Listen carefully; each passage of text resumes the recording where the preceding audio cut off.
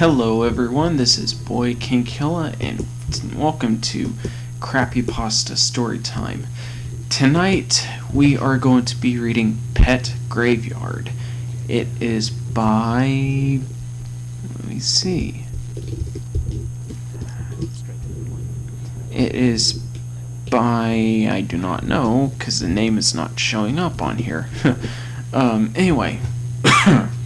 This is Pet Graveyard. I am going to be reading 4 of these crappypastas this month, to the fact that last month I only didn't get to do any. So anyway, let's move on to Pet Graveyard. Have you heard of a game called Pet Graveyard? Of course you haven't. Only a few have ever seen it. It was released for a new handheld game system called the Noma Game System.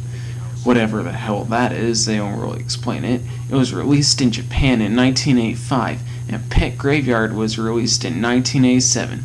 It was originally called Pet Cemetery when translated to English from Japanese. So anyway, the NGS, Noma Game System, you already told us about before. You won't have to reiterate it for us right now, author.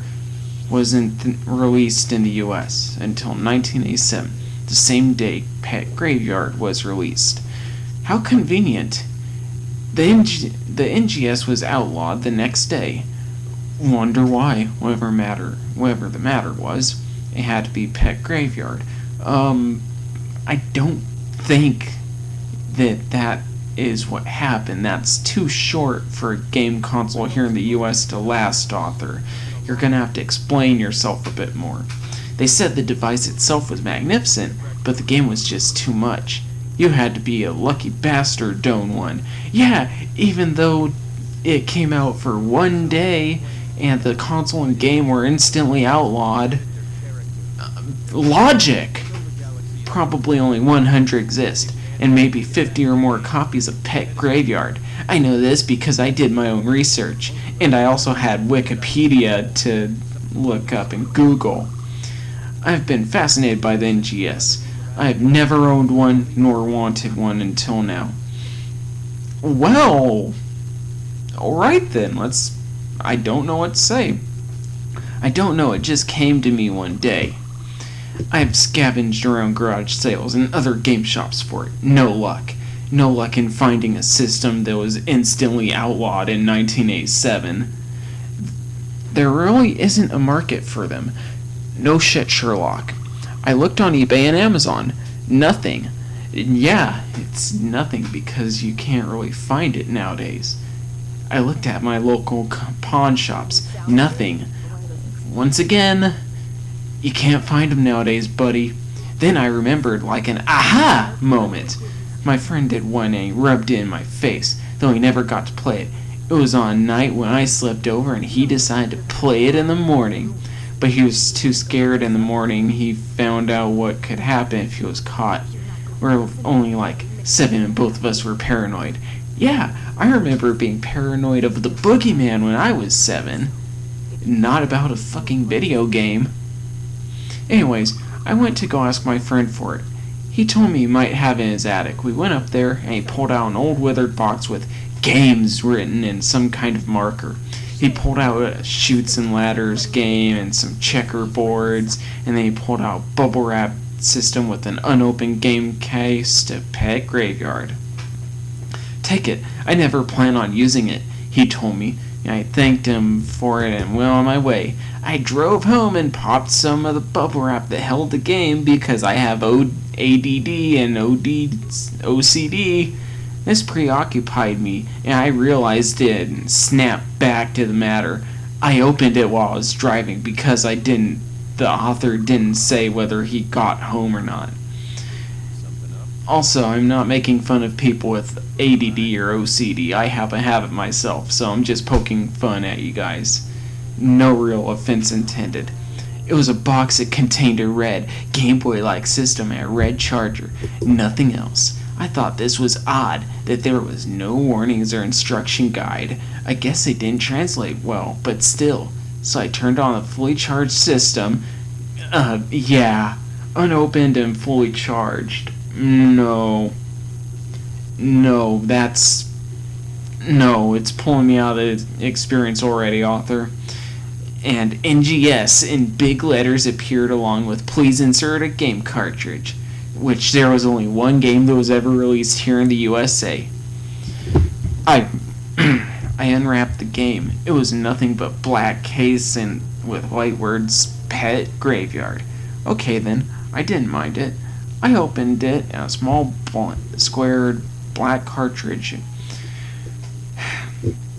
It was a greenish yellow color. Oh, blank cartridge. Yes, yellow color, I get now. I slid it into the slot in the back and the game loaded up. The screen popped up and had the words Pet Graveyard on it and some disclaimers and stuff like that. Can you tell us what the disclaimers are, maybe? You didn't explain, author. Really? I hit the start button, not literally. Yeah, not literally, but whatever. The game loaded up. You were a man in a Pokemon-like world. Your character seemed happy. The main objective was to bury dead pets and cremate some. Yeah, that's... It was a disturbing concept, but I rolled with it. Ha ha ha, and the author has no idea as to when to stop. There are missions that you do, each one more difficult than the last. It was normal for 13 missions, and then weird things started happening. People were paying you to bury disturbing things like body bags, limbs, and counterfeit goods. The character starts to seem more and more depressed. Yeah, I'd be depressed too if I were playing this fucking game. On mission 21, you are approached by a man who gives you pills. He asks you to take them, and then your character starts to seem happy. Hey, uppers, just why I wanted to read a creepypasta. This made me feel happy. Once again, uppers, buddy. I grew a huge smile on my face, as did the character. He buried bodies and other illegal drugs and such and grew happier, as did I.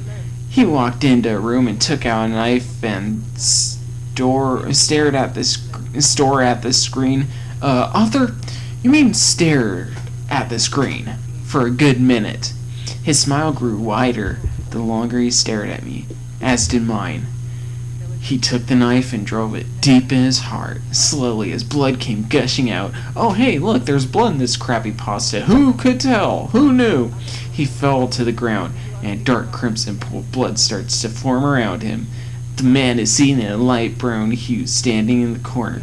His facial expressions become more menacingly every second. I couldn't help but smile back. His eyes began to become dark red and bloodshot. Then the game went back to the title screen. I burst out laughing. Wow, this game was amazing. I can never imagine why they would outlaw such a fun game. You know what sounds funny now? Knives. The word just makes me laugh. So does heart. Heart, knives, heart, knives, heart. Maybe if I put one in mine, this moment will be with me forever. Wow. Really, the author did his best at this. I'm not gonna lie. He did his best at and failed. We could have gone without needing to see the blood and without the hearts and knives thing. It was just... As I said, the pasta itself isn't bad. It's just the way the author worded it was just, ugh. He could have done so much better. This thing had so much potential. But he just didn't... All the minor details, like... all of the minor details, like...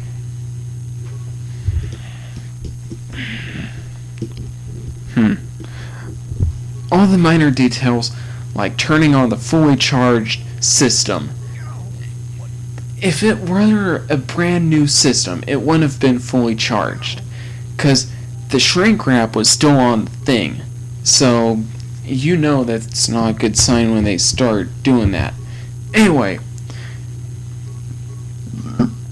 this has been Boy King Killa, And this has been Crappypasta Storytime.